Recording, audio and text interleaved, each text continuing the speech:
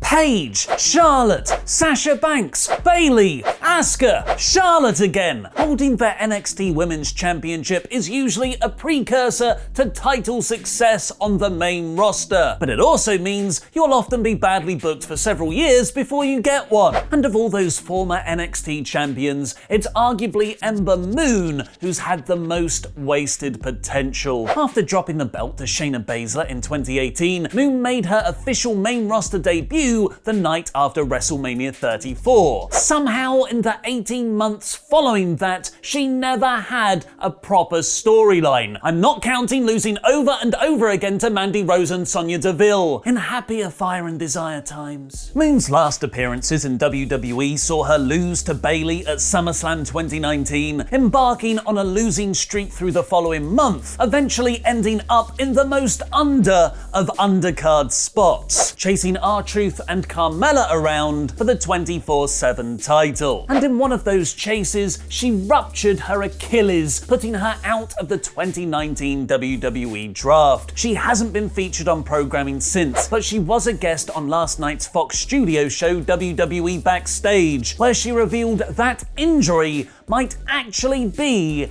the end of her career. The more and more I sit back and look at everything I've done and would redo, I think about my injury currently, realizing that I may have a career-ending injury. I'm coming back from the hardest injury, and I might not have a chance to redeem myself of all the things I wanted to do and I want to do in my future. Hopefully this is just Moon leaning into an impossible comeback storyline, rather than admitting her career might indeed be over, especially because, as she told Booker T's podcast when she first suffered the injury, it was for such a pointless skit, where she was called in specifically for Raw despite not being booked, just to make up bodies in the chase segment. Before we get on with the rest of the news, I just want to say a huge thank you to this episode's sponsor, The Muscle Hustle. The Muscle Hustle. The Muscle Hustle. The Muscle Hustle is a wrestling game for your phone like no other, mainly because it combines wrestling with both pinball and RPGs, as you collect, train, level up and evolve hundreds of different wrestlers into your own super faction, and then flick them at your opponents. Download it and get addicted to the very satisfying multi-hit combos, or go even further and master the game by diving deep into the gameplay and meta for the perfect combinations. Because The Muscle Hustle is a wrestling game designed for wrestling fans by wrestling fans, not only can you collect and manage your stable of wrestlers, but you can also decide who to promote and who's a babyface or a heel across single-player campaigns and real-time PvP. This is a real labour of love, as members of the original development team have taken The Muscle Hustle over and are running it on their own as Dandio Games. So support them and support WrestleTalk by downloading The Muscle Hustle now and get involved with the dedicated community of players on Discord and Facebook. Come join and do the hustle! The Muscle Hustle! The Muscle Hustle! Last month, WWE suddenly fired or furloughed a reported 40% of their workforce to ensure they'd still have their most profitable year ever, because Vince McMahon is actually Scrooge McDuck. All of those released, like Luke Gallows, Carl Anderson, Rusev and Eric Rowan, were immediately taken off TV. All apart from one.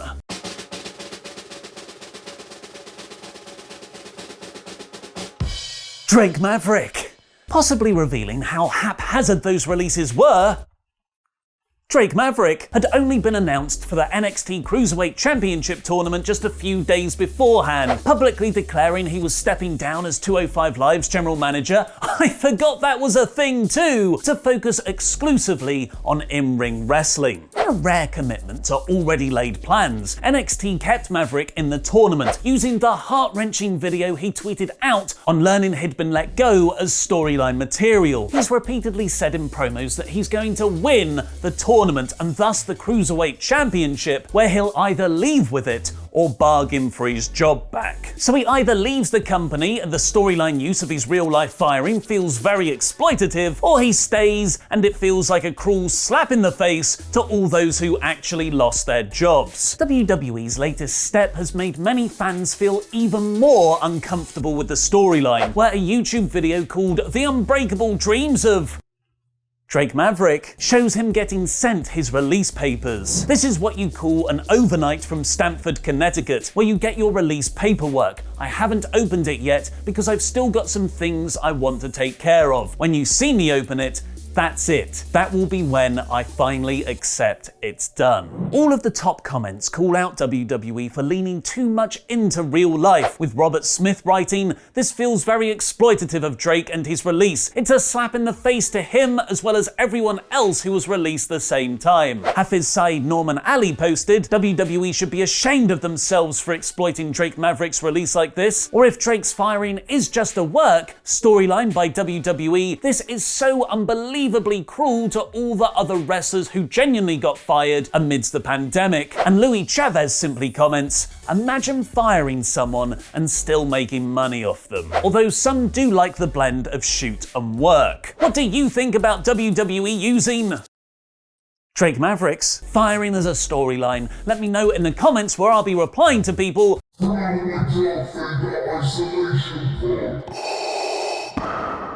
Maverick and the other main roster wrestlers released by WWE on the 14th of April will be free to appear for other promotions in 55 days' time, when their 90-day non-compete clause expires. Until then, WWE are able to use them while they're still being paid. But Vince McMahon might not just still have plans for those released wrestlers. There's speculation he also might not be done with the XFL.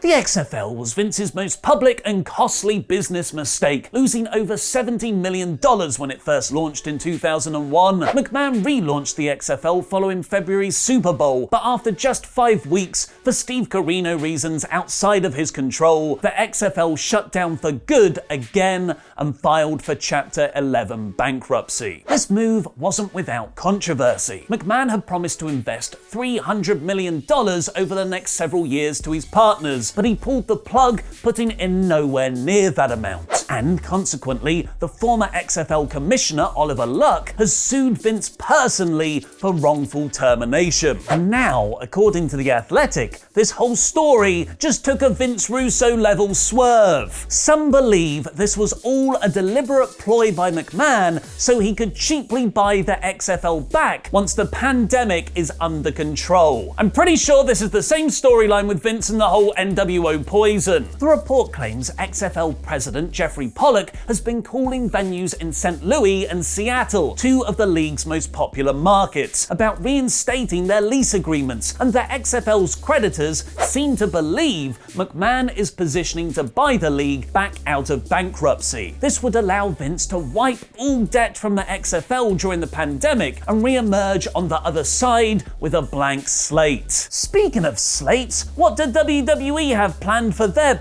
pay-per-view slate for the rest of the year? Nailed that segue. Thanks for your support on Patreon, your best friend, Neon Pal et. WWE's next pay-per-view Backlash will take place on the 14th of June, featuring the greatest wrestling match ever. Extreme Rules will happen on July 19th, presumably with the even better greatest wrestling match ever. And August 23rd, SummerSlam is next, with the most greatest wrestling of wrestlingest wrestling matches of all time ever to determine the best at wrestling in the world. And WWE is hoping from July they'll be able to hold these shows outside of the Performance Center. While Boston has banned all mass live events up until Labor Day, prompting WWE to look for alternative states for SummerSlam, California Governor Gavin Newsom has announced sporting events in the first week or so of June, without spectators and modifications and very prescriptive conditions, can also begin to move forward, implying Extreme Rules might be able to go ahead in its already booked Sean Ross Sapp Center in San Jose, because winning Quizzlemania twice automatically gets a stadium named after after you. But what about SummerSlam and beyond? The very reliable WrestleVotes has revealed what WWE's original 2020 plans were before total lockdown began. Below is what WWE had scheduled for pay-per-views after SummerSlam, to be determined if it remains as is. Clash of Champions on the 20th of September, Newark. Hell in a Cell the 18th of October in Atlanta. A Saudi pay-per-view on the 5th of November. Survivor Series the 22nd of November in Dallas. And TLC on the 20th of December in Chicago. We'll have to wait and see if WWE can go ahead with large-scale events in those US cities, but international travel to Saudi Arabia seems a lot less likely. I can't wait for Crown Jewel 2020 from the beautiful, progressive city of Jeddah, Florida. It's not just about getting fans safely in attendance though. It's also the logistical feat of moving wrestlers across the country in a time where there are still heavy travel restrictions, especially the international border with Canada, which has just been announced will remain shut for another month of non-essential travel, meaning wrestlers like WWE's Bobby Roode and AEW's Evil Uno and Stu Grayson of the Dark Order will be unable to work. And our own plans for a wrestling show were scuppered by Steve Corino back in March, where we instead went ahead with our No Fans Monday show with Will Ospreay to raise money for out-of-work independent wrestlers. We initially planned to put on a show with fans in June, but that obviously can't happen. Rather than postpone the show indefinitely,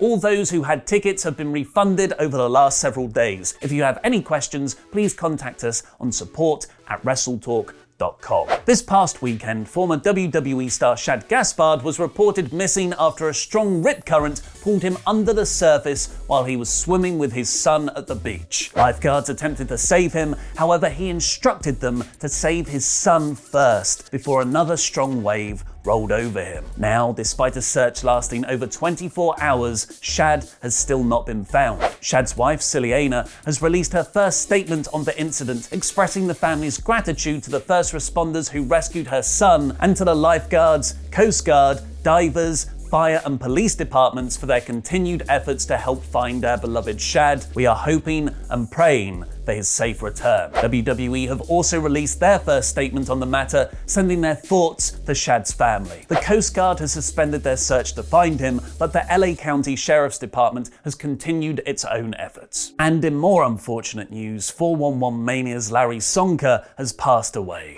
Larry was very well respected in the wrestling industry for his unbridled passion for the business, which Kevin Owens tweeted about. The passing of Larry Sonka reminds me so much of my friend Michael Ryan's passing. Both Larry and Ryan wrote about professional wrestling in such a way that it was impossible not to feel their undeniable, unmatched passion for it simply by reading their words. A GoFundMe has also been set up for Larry's daughters during this hard time, which will help support them moving forwards. You can check that out in the links below. The world is pretty rubbish right now, so escape real life with Quizzlemania 8 tonight, which will feature special guest Inside the Ropes' Kenny McIntosh. Click the video on the right to set your reminder now. And why wasn't Jon Moxley the Shield's breakout star in WWE? Click the video below that to watch Adam Blompier and Luke Owen discuss. I've been Ollie Davis, and that was Wrestling Jam That Jam.